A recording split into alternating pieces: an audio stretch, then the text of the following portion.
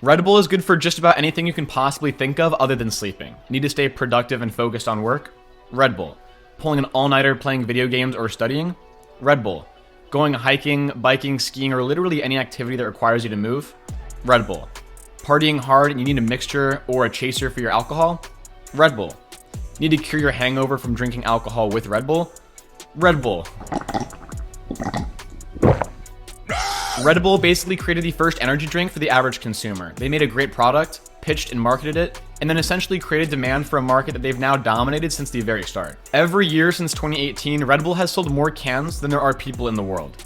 And according to Forbes, they rank 69th in the world's most valuable brands, with a value of $11 billion and annual revenue of $6.8 billion. Red Bull is a private company based in Austria, and within beverage brands, they're only behind Coca-Cola, Budweiser, Pepsi, and Starbucks. That's quite the list. Interestingly, Red Bull's energy drink is nothing exceptional. They're not competing with ingredients, there's no secret formula, and a lot of their competitors include a lot of the same ingredients anyway. It's caffeine, taurine, and a couple different sugars. They don't have any sort of advantage in the economics of drink manufacturing, and in fact, they're not even responsible for making their beverages in the first place.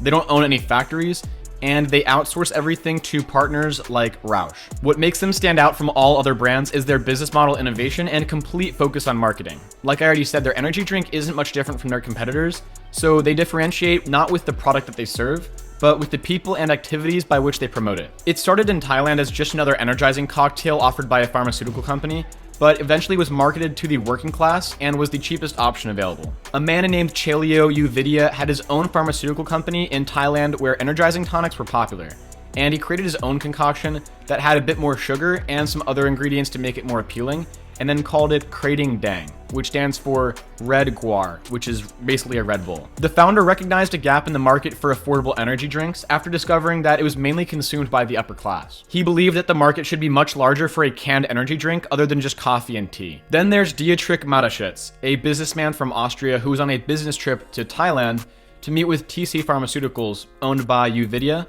and he was given the special concoction of Krating Dang because he felt jet-lagged and tired for the meeting. He immediately fell in love with the drink after he felt that it had cured his jet lag, and he saw it as an amazing business opportunity to expand what would later be called Red Bull to the rest of the world. They worked to optimize the formula to appeal more to Americans and Europeans by adding carbonation, lowering the sugar, and putting it into a sleek can that looked pretty cool. Before launching a massive marketing effort, and while still tight on a budget, the Red Bull team got their initial traction by promoting and placing their products in places with a younger, active audience. They would give away their drinks for free, pay people to have it at their parties, whether it was at a college or just a young group of business people. They would also leave a bunch of empty cans in places that might make people curious about what this seemingly popular drink was all about. It tasted good enough to most people, but most importantly, it provided enough of an energy boost that people began to seek it out and use it for all kinds of activities.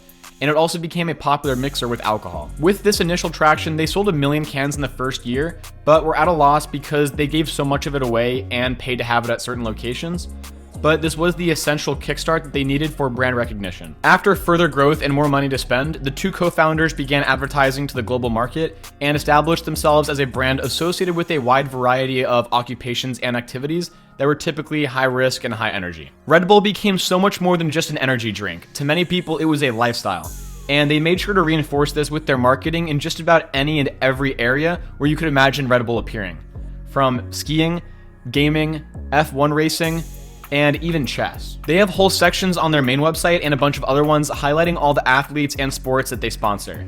And I'm going to get into some of those in a second, but one of their most notable events was the space dive that broke the sound barrier in 2012.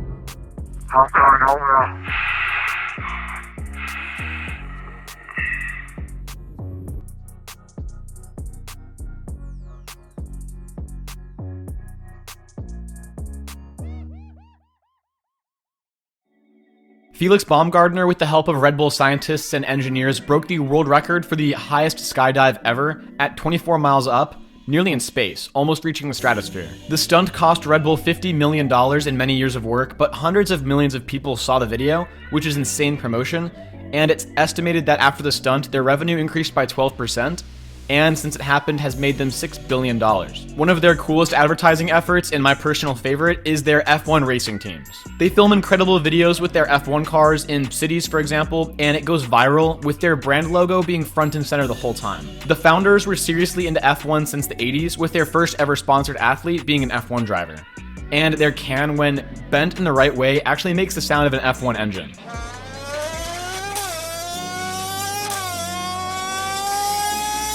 They own multiple F1 esports teams, including other esports like Valorant and League of Legends, where they compete in tournaments. RedBull has sponsored hundreds of athletes and thousands of events in extreme sports. The association is undeniable.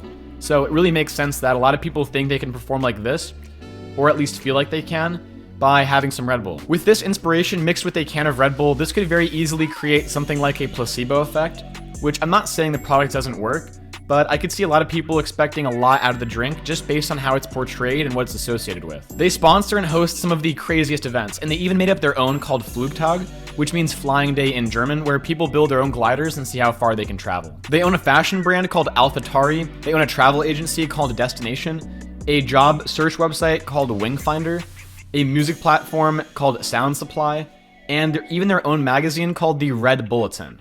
Makes sense. YouTube also has a massive YouTube channel which showcases highlights from these extreme sports, but also has some clever content like sports pranks featuring top athletes like Karl Malone and Jared Goff. You may recognize this one.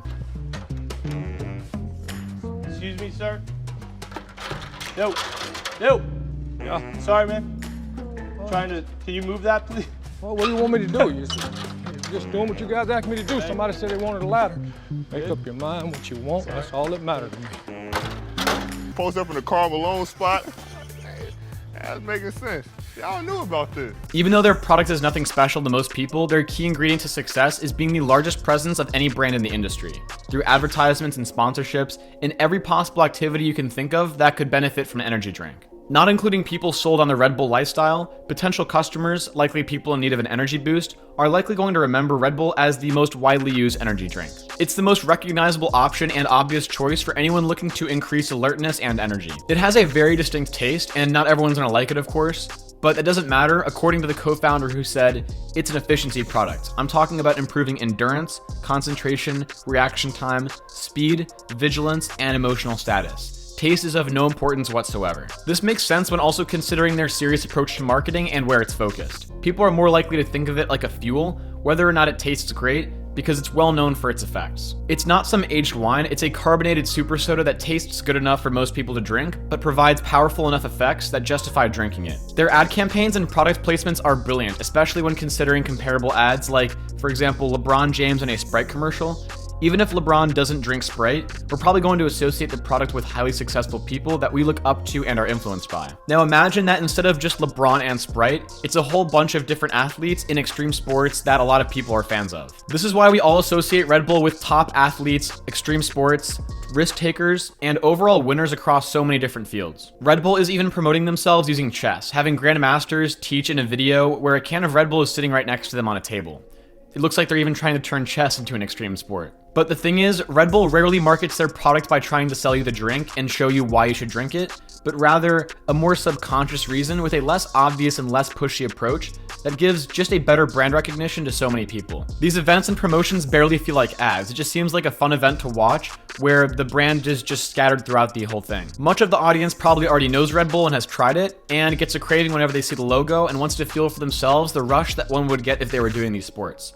Or maybe they haven't tried it and get curious and then could potentially fall in love with it. This is really all Red Bull needs to do to get people thinking about their brand and potentially buy their product. And it's quite different from a YouTube ad where if someone sees it, they're likely going to wait to click skip and not even process for a second what's being shown to them. If your favorite athlete or creator is wearing a shirt with a brand on it, or has it in the background of their video, or seamlessly integrates it into their content, then it's going to feel a lot less like you're being forced information about some product or service. Red Bull has had such a brilliant and unique business model that has brought them great success, and unfortunately their two co-founders have passed away. Dietrich Mateschitz recently died in October of this year, 2022, after battling pancreatic cancer at the age of 78, and he was the 50th richest person in the world. His son inherited $15 billion and the 2 Red Bull racing teams, but he's putting them under management by other people. Chelio Uvidya died much earlier in 2012, and at the time of his death, he was the 3rd richest person in Thailand, being valued at $5 billion.